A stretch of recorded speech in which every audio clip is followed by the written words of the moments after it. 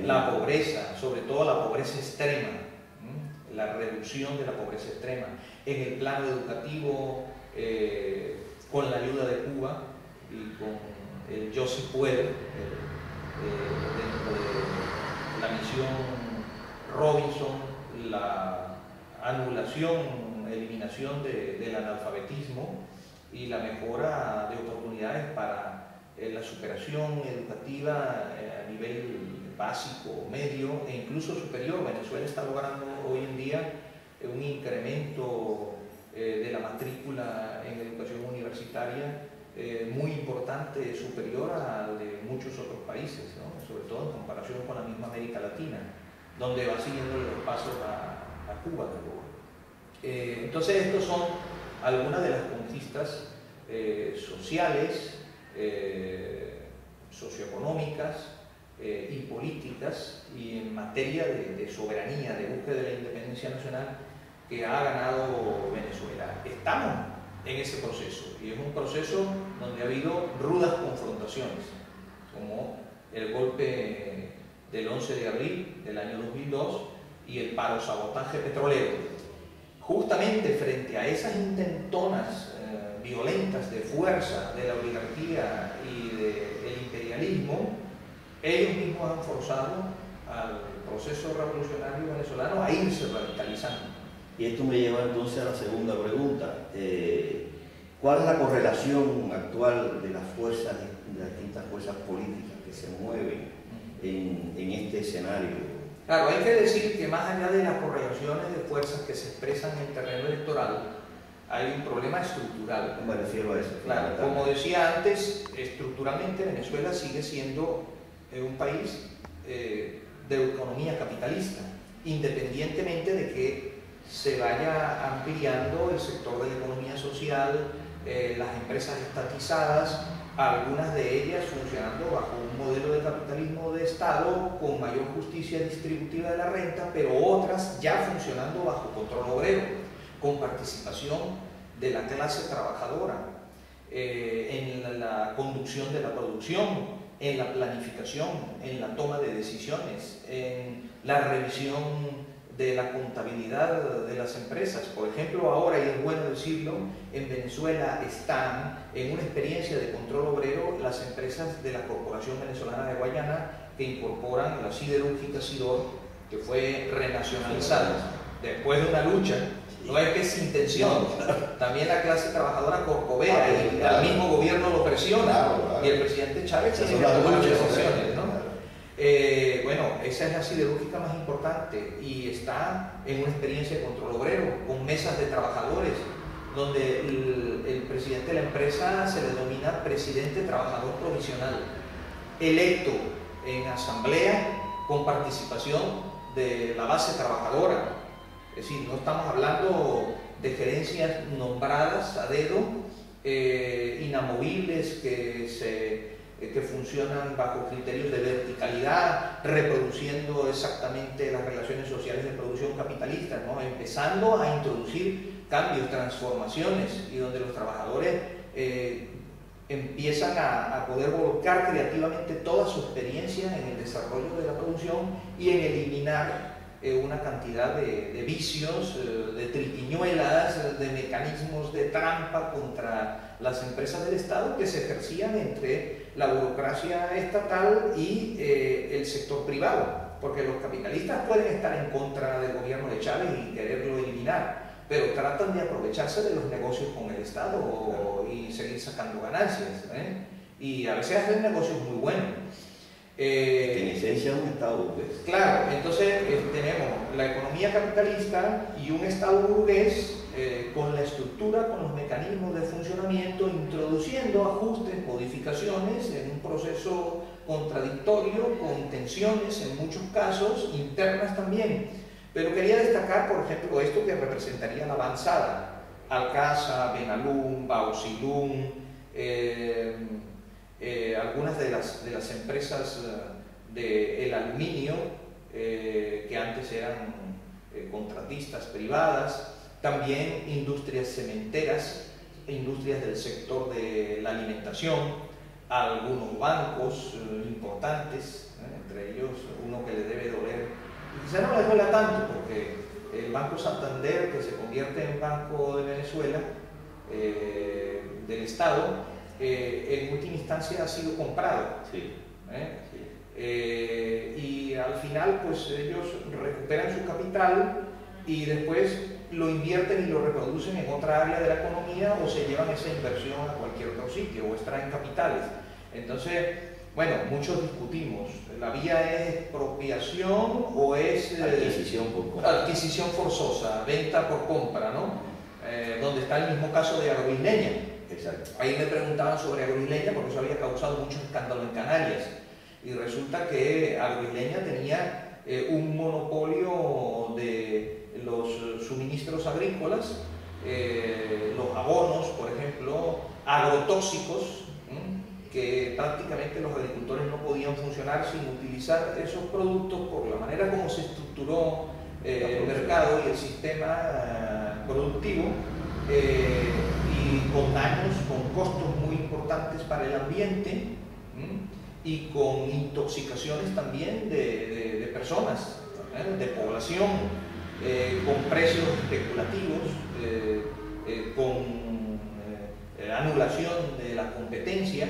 Bueno, y el Estado tomó la decisión de expropiar esa empresa. De todos modos les está pagando, más bien es una compra forzosa. Lo declaran eso como una cuestión de utilidad social y el Estado lo toma, les paga sus compensaciones a los empresarios en unos procesos de negociación, pero ahí está la gente apoyando, los campesinos, los trabajadores agrícolas, e incorporándose, porque se está redistribuyendo por un lado la tierra y por otro lado los elementos necesarios para poder producir, que no los tenían en sus manos y que estaban expuestos a las reglas del comercio y las reglas del capital.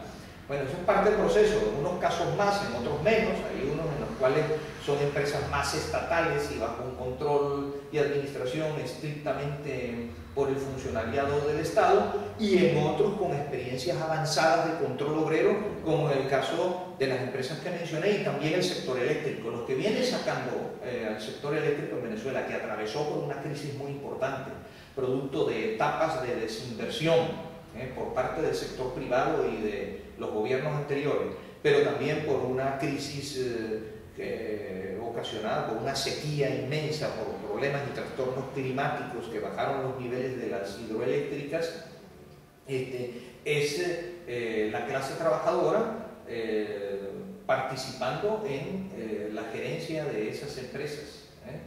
Hoy en día, muchos de ellos con nivel, por supuesto, técnico, profesional, etcétera, pero venidos de la clase trabajadora y habiendo pasado por distintos niveles dentro de esas industrias, ¿no? Entonces, ese es el proceso que se está desarrollando en el país. Ahora,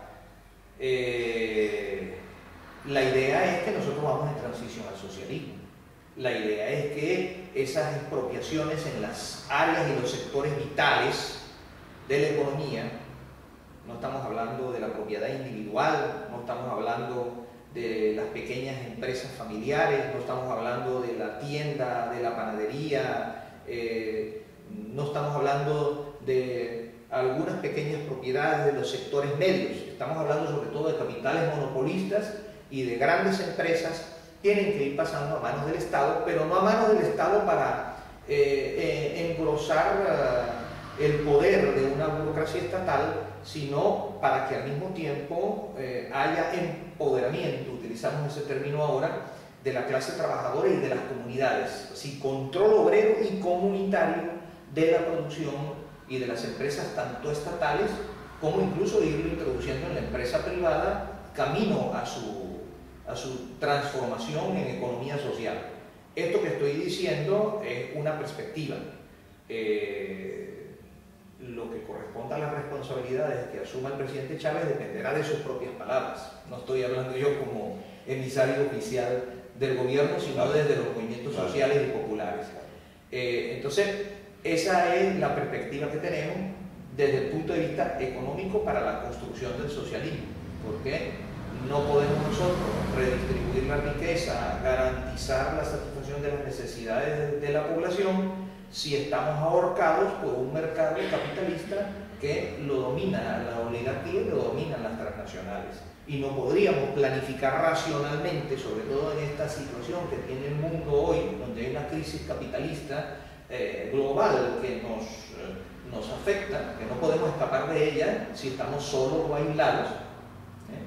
Entonces, si yo tuviera ahora en este momento que hacer un campo de fuerza para identificar aspectos fundamentales de la sociedad venezolana y el proceso, ¿cuáles serían las fundamentales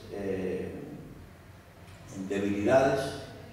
Sí, voy a sintetizar un poco más ahí, en el sentido entonces de que la burguesía como clase sigue conservando su estado, aun cuando la conducción del gobierno se les escapó de las manos y está en manos de sectores vinculados al pueblo. Es una amenaza.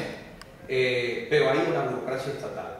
Es otra amenaza que la economía sigue siendo dominantemente capitalista y que el proceso tiene que avanzar hacia la socialización de otras áreas de economía, como es el resto de la banca, como es el comercio exterior, por ejemplo, y todo lo que tiene que ver, por supuesto, con suministros alimentarios, lo necesario para la alimentación de la población y áreas vitales para la salud, para la educación, etc.